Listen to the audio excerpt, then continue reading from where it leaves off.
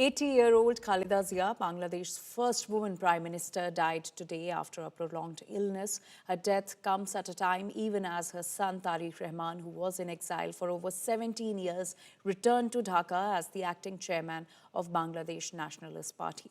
Khalida Zia had been suffering from multiple age-related ailments, including advanced cirrhosis of liver, arthritis, diabetes and complications related to her chest and heart, according to her doctors. Zia had been undergoing treatment at Dhaka's Evercare Hospital since November 23, and on December 11, she was placed on ventilator support. Just 2 days ago, her personal physician had confirmed that the former Prime Minister was in an extremely critical condition. In a social media post, the BNP said the doctors declared the former Prime Minister dead at around 6 a.m. today. As per BNP, Khalida's condition had deteriorated since late Monday night. A special aircraft from Qatar had been kept on standby to airlift her to London for further treatment, but a medical board did not grant clearance for her transfer from Evercare Hospital to the Dhaka airport. Khalida Zia was Prime Minister of Bangladesh from 1991 to 1996 and then returned to office from 2001 to 2006. She was the country's first woman Prime Minister, and Khalida was the widow of Ziaur Rahman, the former president of Bangladesh and an army commander. She is now survived by her elder son Tariq, his wife and their daughter. Notably, Tariq Rahman returned to Bangladesh on December 25 after spending 17 years in exile. And my colleague Shivani Sharma is now joining us on this story. Shivani, amid the turmoil and the unrest that has been going on in Bangladesh, Khalida Zia passing away, the first woman prime minister, the two-time prime minister, the tallest political figure in Bangladesh. How is this going to impact the political landscape in Bangladesh? Anjali, see, Khalida Zia, who is not only the first Prime Minister for Bangladesh, she served 2 terms, first in 1991 and then in 2001. She's been in politics for around 4 decades. She's been quite ill. She was under treatment since several months. She was under critical treatment. And her passing away comes at a time when Bangladesh is seeing the elections. The impending elections will certainly have an impact of Khalida Zia's passing because, you know, the kind of turmoil that's going on, the lawlessness that's going on. There is hope among the people in Bangladesh to see a strong leadership. And when we saw Tariq Rahman returning to Bangladesh a few days back, we saw the massive crowds welcoming him because the political scenario of Bangladesh is such that people are looking for a stable government. Khalida Zia has been a leader who had given tough competition to Sheikh Hasina, the former Prime Minister of Bangladesh. So they see that her son, Tariq Rahman, would be a strong leader. Certainly, there will be sympathy wave when Khalida Zia has passed away today early morning. So we see a lot of impact out there. The BNP has already started giving out those messages about the condolence of Khalida Zia. She happened to be the chief of BNP, certainly. But many other political people in Bangladesh and the people, they are mourning this day because Bangladesh's Prime Minister, the former Prime Minister Khalida Zia, who was a very strong leader, she passed away. So certainly there will be some impact in Bangladesh because BNP happens to be one of the most strong contenders in the upcoming elections. Right, Shivani, and also with the Awami League being barred from contesting the polls, does that make BNP now the front runner with the kind of support that we witnessed for Tariq Rahman and also with Khalida Zia now passing away? Certainly, see, when we talk about the political leadership in Bangladesh, we do not see a very strong face right now. Muhammad Yunus, who happens to be the advisor right now of the caretaker government, the NCP out there, the other leaderships, and the party Awami League, it has already been barred out there. So one strong party that we can see is BNP.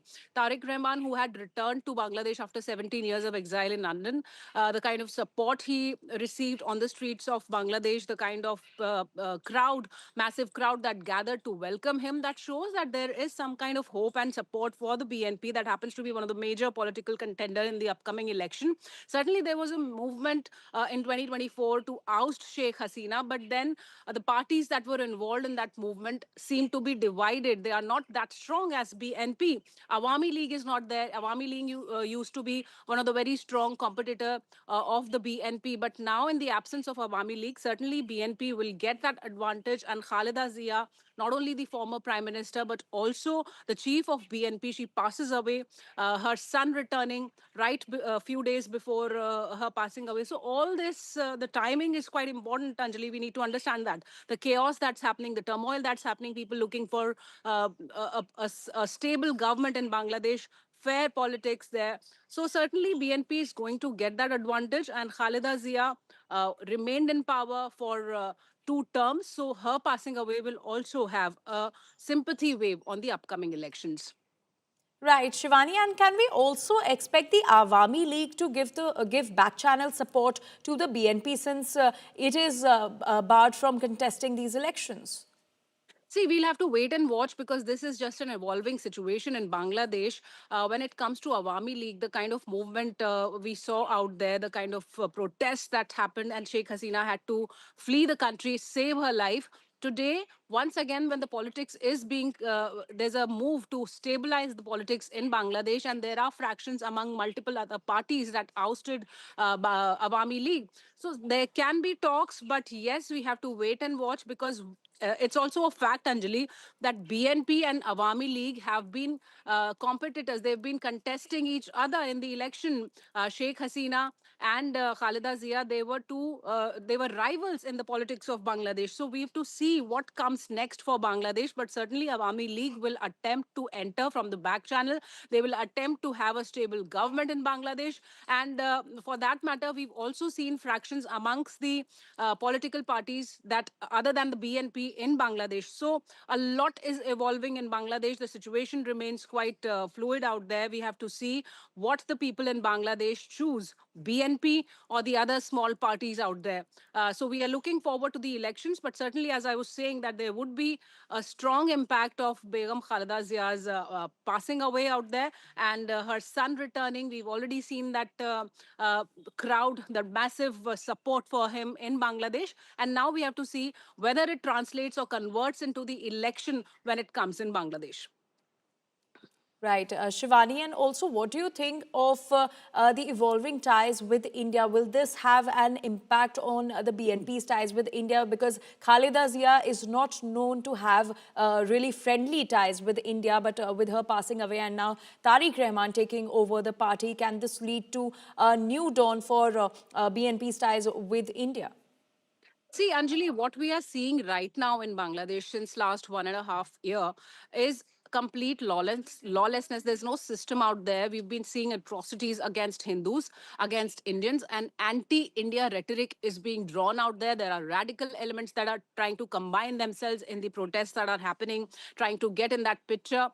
When BNP leadership comes into play, we expect some kind of system out there, some kind of political system, a government out there. And India has also always called for a fair, free election, inclusive election.